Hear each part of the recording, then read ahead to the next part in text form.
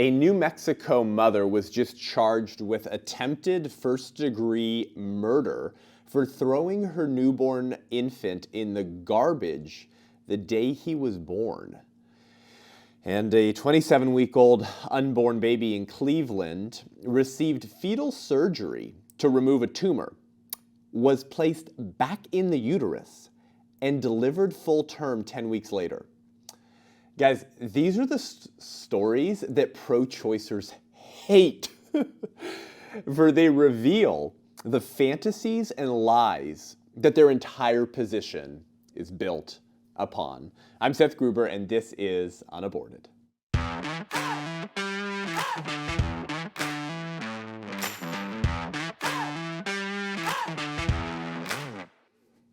Hey guys, welcome to the show today. Thank you for tuning in.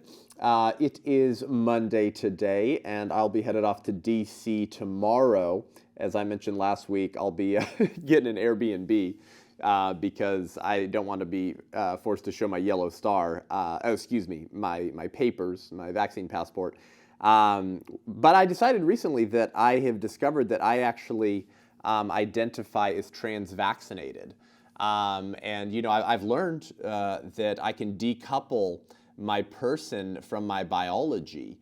And so if Sally is actually Seth, and Seth can become Sally, and I can identify as a uterus holder, I've determined that I can also decouple my vaccination status from my biological realities as well. I mean, it makes sense, doesn't it? Because based off of the secular progressives' tenet of Gnostic dualism, the body is not the real you. The real you is your soul and personal identification on how you feel you are on the inside. So if my phallic has nothing to do with my actual person, then certainly my vaccine alleged antibodies have nothing to do with how I identify as vaccinated immunity. And so I've just changed my identity and identification as vaccinated on my vaccine passport, just as I changed my gender on my birth certificate and driver's license. Well, something tells me, unfortunately, that pitch is not going to work when I try to get into a hotel in Muriel Bowser's Washington, D.C. Ironically, the Democrat Party, right, the left, is pushing segregation again. Isn't that interesting? The same party that believes that not all humans are persons in the womb, believed that not all humans were persons in the 1850s, is now banning African Americans more than any other racial class from entering restaurants. Did you know this? The highest percentage of unvaccinated people via racial classes is actually African Americans. Isn't that interesting? So I'm headed off to DC, sorry for that funny aside, tomorrow. I have an Airbnb, so I don't have to deal with that. Probably have to just deliver food because I can't enter a grocery store either. We'll have some interviews. I won't be attending the National Pro-Life Summit, formerly the Students for Life Conference, because you have to verbally state a religious exemption or show your papers to get into the hotel where the conference is being held. But I'll be at the march, and I'll be having my camera guy with me, approaching some trolls, trying to see if anyone has the courage of their convictions to contend with me and debate this issue. So it should be fun. We'll give you more updates. We'll put up some updates on social media as well while I'm out there. But I wanted to dive into some of these stories here that just came out this month. One was literally like a couple weeks ago, and one was the end of December. And these are the stories that pro-choicers hate, right? These are the stories that sort of force reality to resurface itself, right? it sort of jailbreaks reality from the ideological concentration camps that the left has put it into. And as you know, I always say on the show, the great conservative consolation is that reality always reasserts itself in the end. And when it does, it'll slap you in the face. And if you're a secular progressive, you would do well to take the advice of Jesus and turn the other cheek and welcome reality home as a long-lost friend that you banned from your life. These stories sort of force those self-evident realities about life, about natural rights, namely the first natural right, the right to life, of the preborn to come back to the surface. Because these stories are irreconcilable, right? That's the word. Irreconcilable with the premises of progressivism and with the premises of the pro-abortion position.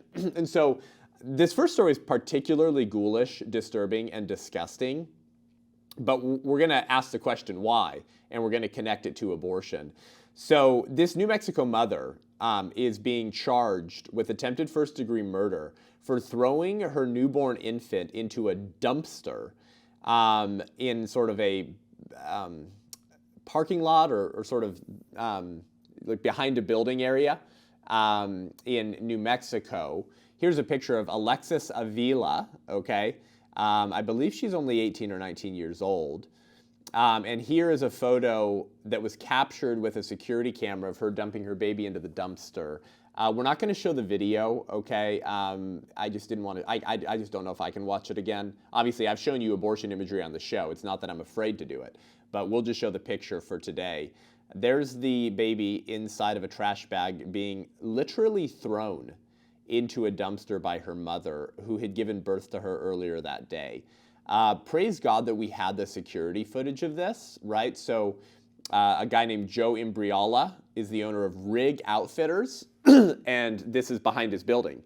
And he tells a story in sort of the news coverage of this that he wasn't going to put security cameras up, but he decided he wanted to. Well, this baby is alive because of this security footage.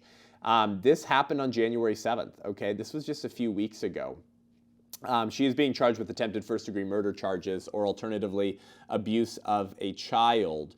The interim chief of police in Hobbs, New Mexico, his name is August Fons, and he told the local NBC affiliate, he said, "I can't speak for everyone else here, but I never have in my entire career here in law enforcement, never seen a situation like this or encountered a situation like this."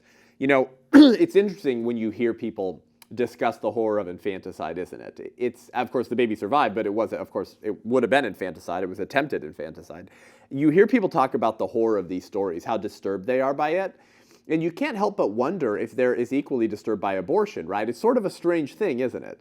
And this is what sort of Joseph Della Penna in his book on the history of abortion called the Abortion Distortion. There's something about that topic and that word that sort of distorts what would have otherwise been clear moral thinking. But as long as it's abortion and that same child is located 6 inches away in a womb designed to hold them, there's not the same level of outrage, and people are not as disturbed about abortion. But this story is so gnarly because the baby was born that day. She had given birth to the baby that morning and then threw him into a dumpster. So apparently Alexis, this mother, only spent an hour in prison and was released with an ankle monitor until her trial.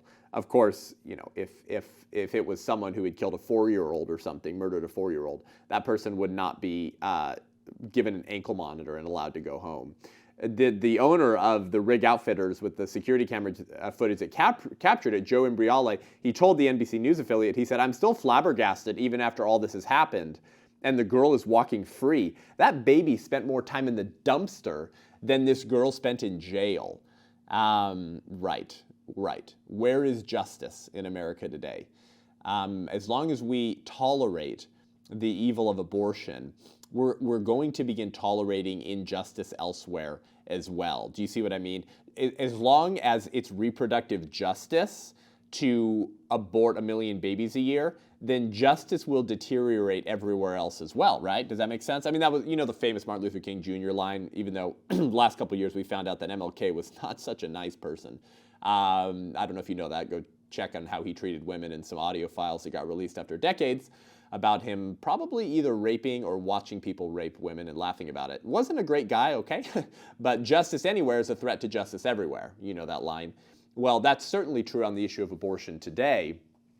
And now we have the injustice of this mom literally spending an hour in jail and now awaiting her trial. This baby boy is lucky to be alive, frankly. He was in the dumpster for a little over 5 hours. Shocking that he survived. And he is in stable condition now at Lubbock Hospital. So praise God for that. Everyone's outraged about this story. And you have to ask, why? Why are you outraged about this story? Because you know what? Mother Alexis could have gotten an abortion that morning right before she gave birth. Legally, it would have been her right. and it would have been reproductive health care according to the secular progressives. And you would be forced to help fund that death through your tax dollars. And rather than being convicted, Mother Alexis would have been celebrated by the post-Christian secular progressive society as exercising her bodily autonomy. And yet the local NBC affiliate covering the story asked this question. The man on the ground, right, in front of the trash can, and the people covering the story said, "Why would a mother leave her child? Why did she feel that was her only choice?" Interesting word selection there, choice. That's how NBC covered this. Why would a mother leave her child? And why did she feel that that was her only choice? And this gets to a very interesting conversation and question, doesn't it? You may remember in the hearings with Dobbs versus Jackson Women's Health that the Supreme Court heard recently on whether to allow the Mississippi law to stand, and in so doing overturn Roe versus Wade. Amy Coney Barrett focused her questioning on the reality of safe haven laws, which allow you to surrender a baby within the first few weeks to, for example, like a fire station, right, or a hospital, no questions asked. And so Amy Coney Barrett was saying, why are pro-life laws a burden to women if they can continue working while they're pregnant and then can safely surrender their baby and they do not have to be forced into motherhood? One of the arguments of pro-aborts is what? That pro-life laws force people to become mothers before they want to or are prepared to become mothers. Now, of course, we say, no, you're a mother from the moment your child comes into existence, the moment of conception, but Amy Coney Barrett's point stands to reason, which is that you can just surrender these babies. And so NBC asked the same question about Mother Alexis. Why did she feel she had to leave her child? Why did she feel it was her only choice? Right. So when they communicate this, what are they saying? They're saying it's better for moms to choose life and allow someone else to raise their baby than to choose death. But they're only applying that post-utero, right? They're only applying that to this baby boy because he was already outside of the womb. And now they're saying, why does she feel it was her only choice? Of course, pro-lifers say that about the baby when he is in the womb as well. Why do you feel or believe abortion is your only choice when there are people who will help you and you can surrender your baby after birth if you don't want to raise that child? So these stories bring up very interesting questions about the pro-abortion position. Here's a great question. Why is throwing a baby in the dumpster the day before they're born horrific, or sorry, the day they're born horrific, but aborting a baby the day they're due is just reproductive health care, right? Now, remember, abortion is legal through point of birth in this country. Oh, but Seth, no, some states have pro-life laws. Yes, they do, and they do save unborn children, and I'm grateful for those laws. However, Doe versus Bolton, as I've told you guys, if you're new to the show, listen up, this is important for you to know. Doe versus Bolton, the companion case with Roe versus Wade, right, which were both decided in 1973, said that a woman could not get an abortion in the third trimester unless, unless failure to get that third trimester abortion endangered the life or health of the mother. And they defined health so broadly you could drive a Mack truck through it, right? Later, they had to clarify what they meant by the term health, and the Supreme Court defined health to include anything pertaining to the woman's physical, familial, mental, and age of the mother. Physical, emotional, and familial. Familial health? Family health? What does family health mean? Does it mean that if you're stressed out and you have high cortisone levels and you're fighting with your boyfriend or husband a lot and life is really difficult and you're stressed out a lot, does that justify a third trimester abortion under the definition of health? Yes, it does. And do you want to know who gets to decide if the mother's definition of health meets the legal requirement to get a third trimester abortion? Do you want to know who gets to make that determination?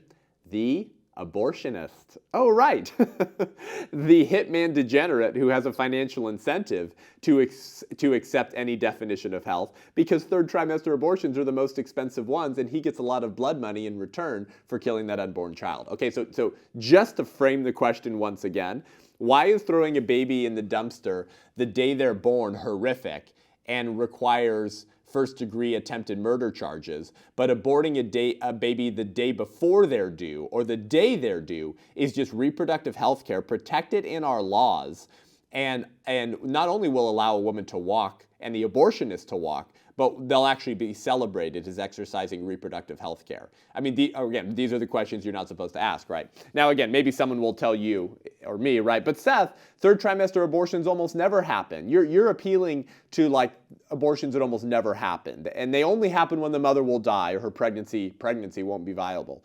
No, that's actually wrong. That's actually wrong that third trimester abortions are only sought after when mom's about to die. According to the Guttmacher Institute, which is Planned Parenthood's statistical research branch, they report that about 1.3% of annual abortions in the U.S. occur after 20 weeks, which would be at least 12,000 post-viability babies are aborted every year, over 12,000 babies in a stage of development that they could have survived outside the womb with the help of doctors are aborted. And this Guttmacher article from 2013 on November 4th, it's called Who Seeks Abortions at or After 20 Weeks, okay, from volume 45, issue 4, okay, December 2013. You can go get it right now on Perspectives on Sexual and Reproductive Health. Reported, this is Guttmacher, Planned Parenthood Statistical Research Branch. They say, data suggests that most women seeking later terminations are not doing so for reasons of fetal anomaly or life endangerment. Oh, oops, Planned Parenthood's research branch just admitted that third trimester abortions are vastly not sought after because mom's about to die or something's genetically wrong with baby, which would be wrong anyways, that's eugenics. They're saying it's sought after primarily just because, convenience, okay? So these do happen. They don't happen because mom's about to die. They happen for the same reasons that many families choose abortion in the first and second trimester, and it's legal to do through point of birth for any reason or no reason at all. Why should Alexis be allowed to let someone else murder her baby the moment before she gives birth, right? And then have that man throw that baby in the trash, because that's what's going to happen.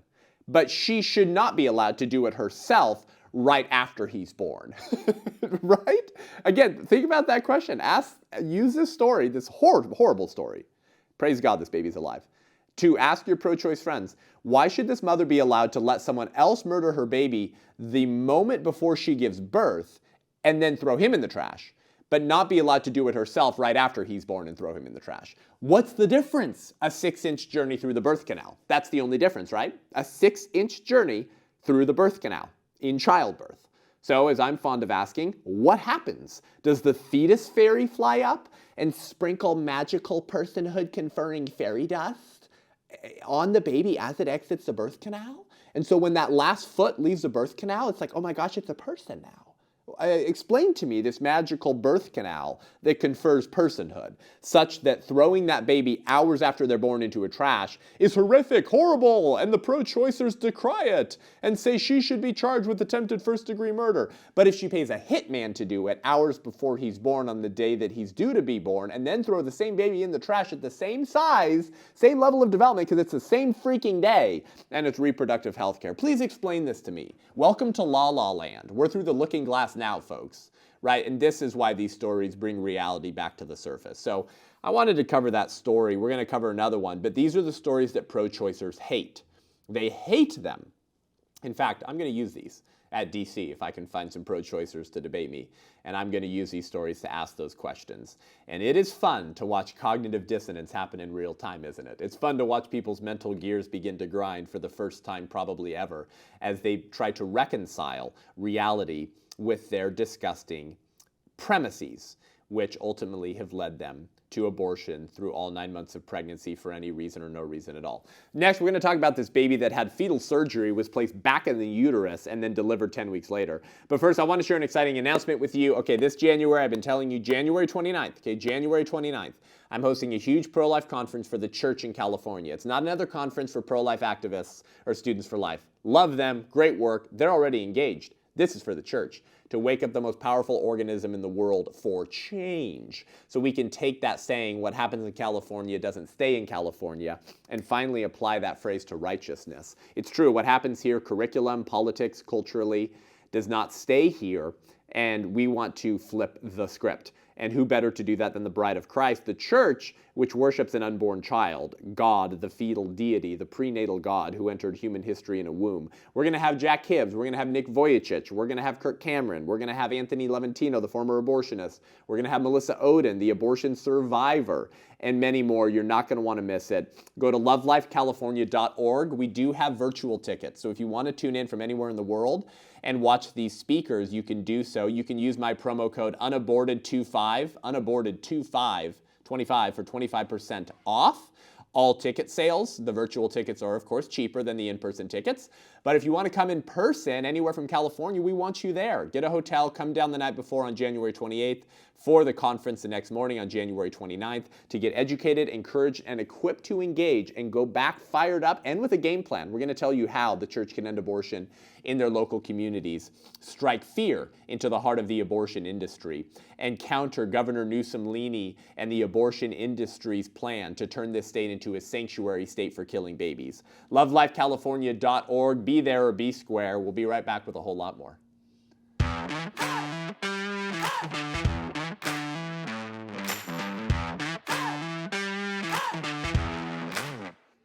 Welcome back to the show, guys. One more story here, okay? These are just brilliant. The last story was obviously horrific and tragic. Praise God the baby survived. This story is beautiful and wonderful, okay? But again, pro-choicers hate them both. Pro-choicers hate these stories because they can't reconcile them with their ideology and their worldview, because these stories actually force them to start, what's that word? Thinking. It forces them to start thinking.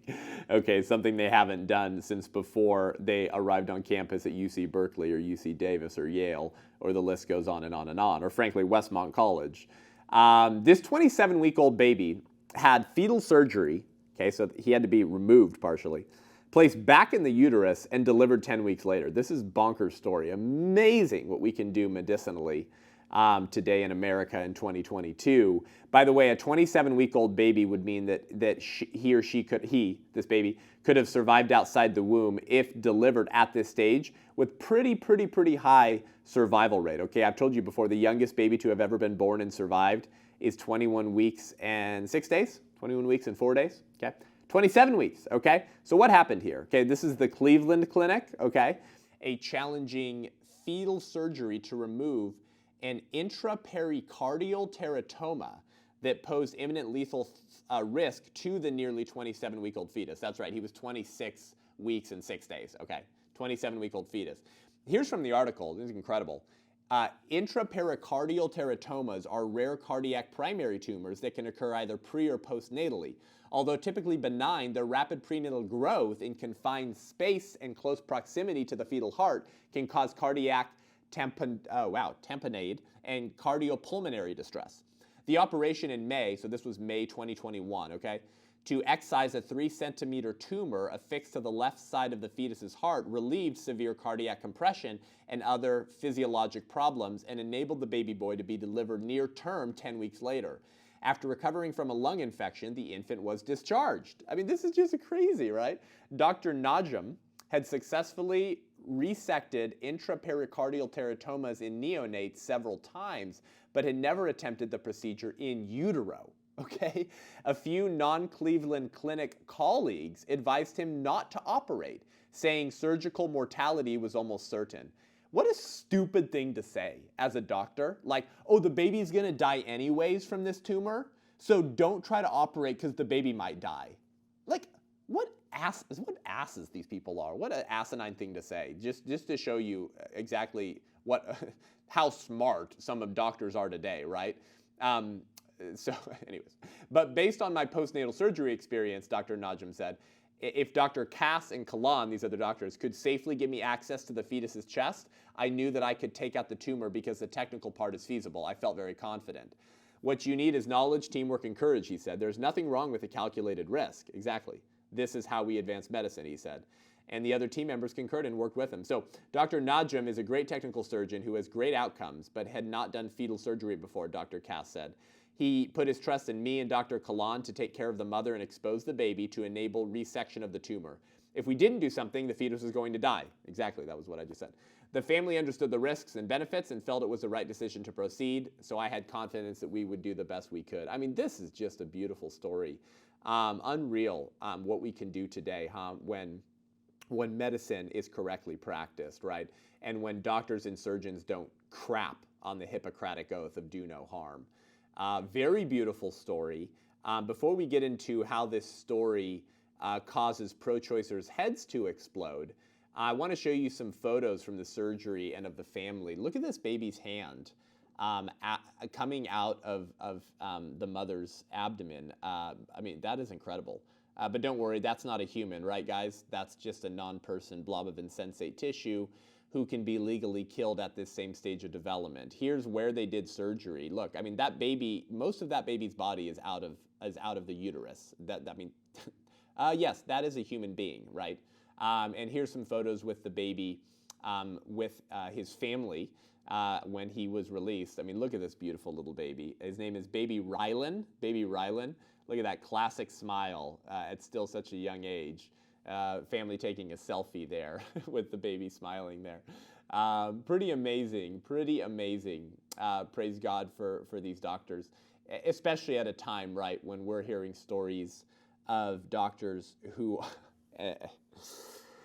are being fired for not taking an experimental jab that was developed or tested with the use of aborted cell lines, or doctors that are turning away patients if they're vindictive and disgusting to people who need surgery or other forms of treatment because they're not jabbed. It is nice to get a good story every once in a while. This story leads to many questions for the pro-choicer, though, doesn't it?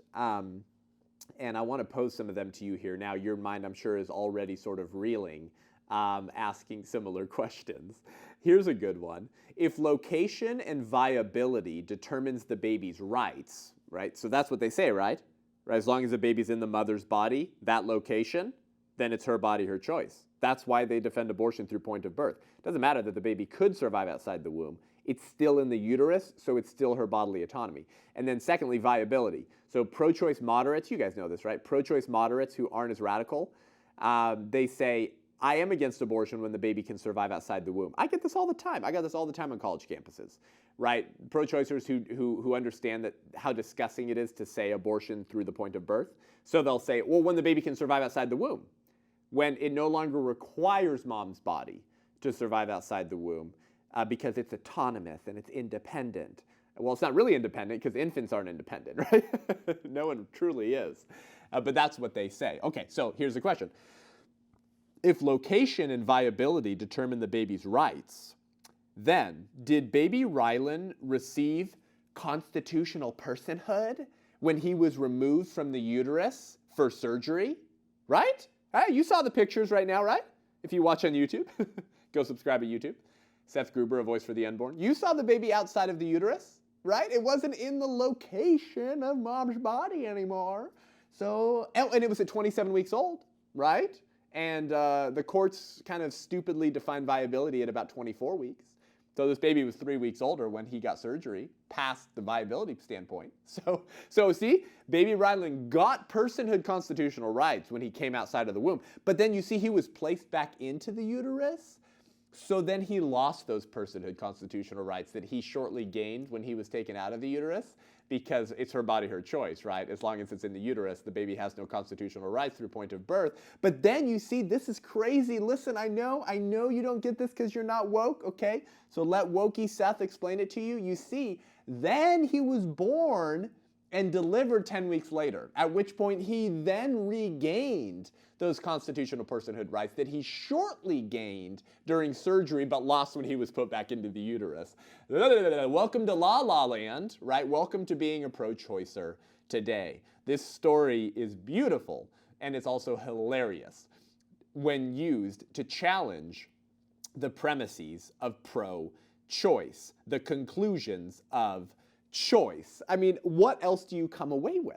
Because tell me, a pro-choicer you know, find me a pro-choicer who would say that if a mother went into labor, listen, early, and the baby was delivered at 27 weeks, delivered, no longer in the uterus, okay, it's in the hospital now, doctor's holding the baby, that mother should be given the legal and moral right to ask that doctor who has now delivered this preemie to chop the head off of that baby. Hey, reproductive health care, right? No one would say that, not even pro-choicers say that. But that's functionally what happened to baby Rylan. He was taken out of the uterus. So it would have been wrong to kill him, right? Do you follow me? But then it would have been okay to kill him, and his mother could have requested it when he was put back into the uterus. We would have funded it with our tax dollars, and the dad would have had no legal rights to contend for the life of baby Rylan, who they just spent hundreds of thousands of dollars to save because he was back into the uterus. What the WTF, right? Sorry, family show. WTF. What do you do with that? I'm getting myself too worked up here. Right, here's another good question. Why is baby Rylan's life worth so much in the womb, such that hundreds of thousands of dollars are spent to perform corrective surgery to save his life, while a baby at the same gestational age, in the same hospital, could be aborted at the same time that surgeons are working heroically to save baby Rylan's life? Right? This happens in some hospitals in America. There are babies whose lives are being heroically worked to save because they were delivered as preemies, while in the other wing of some hospitals, a baby at the same gestational age, okay? The same gestational age could be murdered in an abortion. And why? Because they were unwanted. Because they were unwanted. So apparently, your value as an actual human being is purely dependent on whether your parents want you or not. Actually, just your mom. Dad has no legal rights to protect his child in the womb in America today. So if your mother defines you as wanted, you have rights. So these parents spend hundreds of thousands of dollars to perform corrective surgery to save baby Rylan's life, right? But let's just assume for the sake of argumentation that this Cleveland hospital also provides surgical abortions, okay, for the sake of argument, which means you could have a 27-week-old, no, let's go 30, 3 weeks older than baby Rylan when he had surgery, a 30-week-old unborn child, have their body cut open as well, but not for corrective surgery, but for feticide, for homicide. And that would be entirely protected in our laws, championed and celebrated as a blessing of liberty by today's Democrat Party and funded by your tax dollars.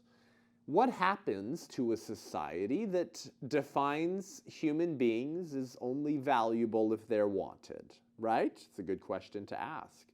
Let's carry some of those premises to their most horrific and logical conclusion. If baby Rylan can lose and gain personhood based off of location, and if he can gain dignity and value based off of wantedness, then should we be allowed to kill homeless people who may not be wanted by anyone else? It's a good question to ask. I would say no, because one's dignity is not based off of functions, right? It's not based off of utility, like what you can provide and perform, contribute to society. It's not based on that. It's based on endowment. That's what our founder said, right? We hold these truths to be self-evident, that all men are created equal and that they're endowed. Endowed. What's that word mean? It means you've been given, ascribed intrinsic dignity, value, and worth simply in virtue of being human by the creator of the universe whose image you bear. Right? We don't believe that human value is based off of functions or abilities. We believe it's based off of endowment, simply because you're a human being. There are others who may be unwanted, right? But that certainly doesn't give us the right to kill them. But as long as that child is in the womb, then it becomes entirely permissible and acceptable.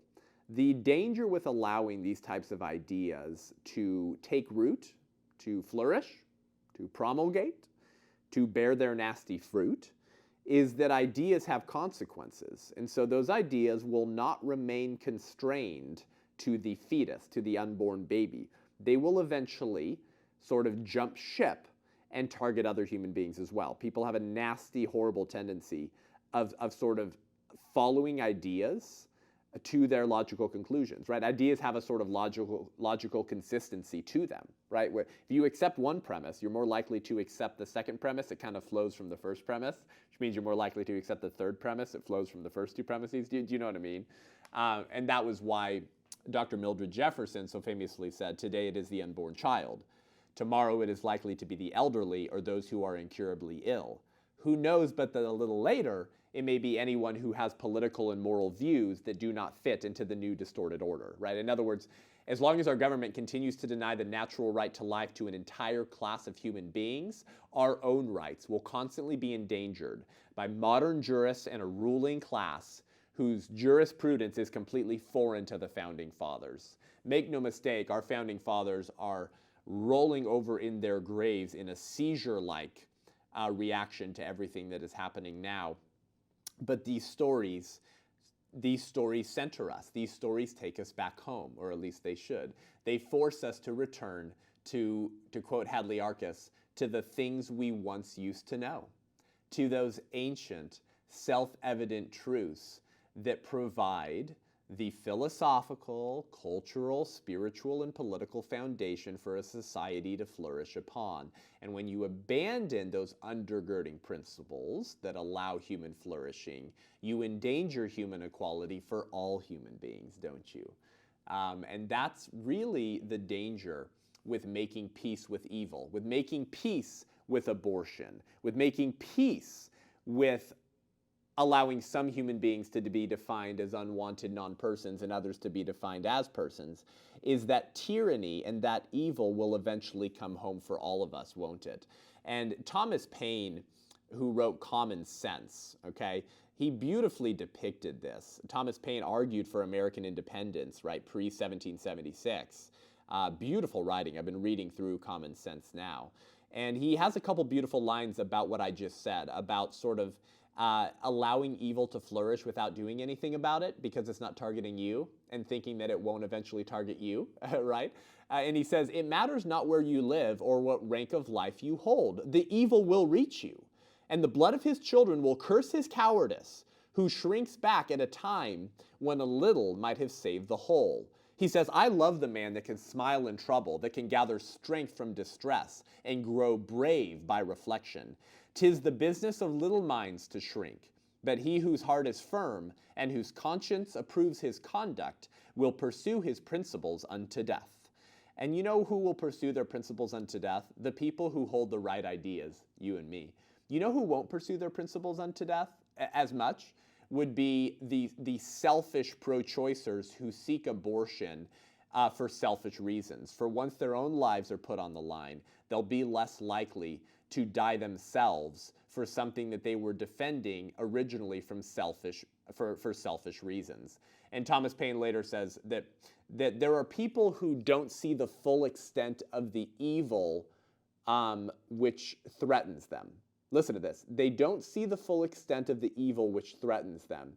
They solace themselves with the hopes that the enemy, if he succeeds, will be merciful. Right? What's he saying? He's saying that there are foolish people out there who see evil but not the full extent of it, and they comfort themselves with saying, well, if the enemy, if he is successful with the evil that he's doing, he'll be merciful to me.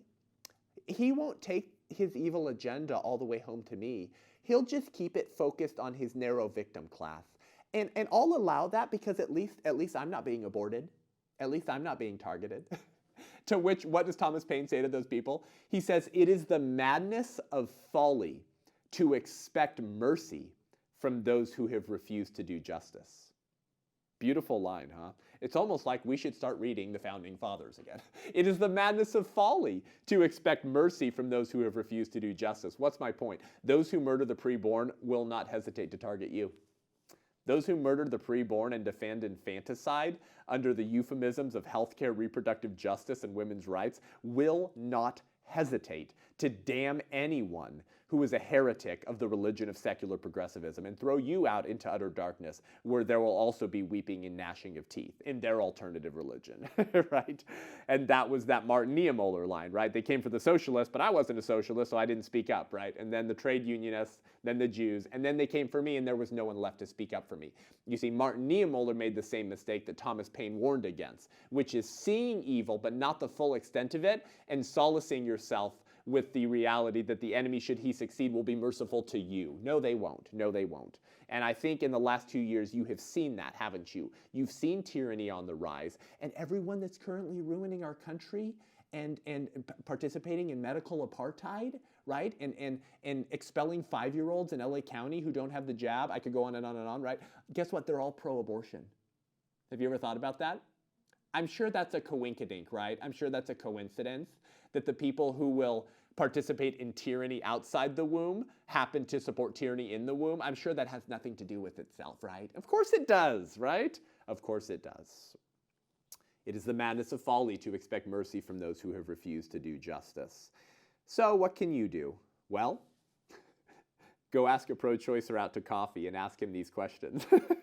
Read him these 2 stories, right?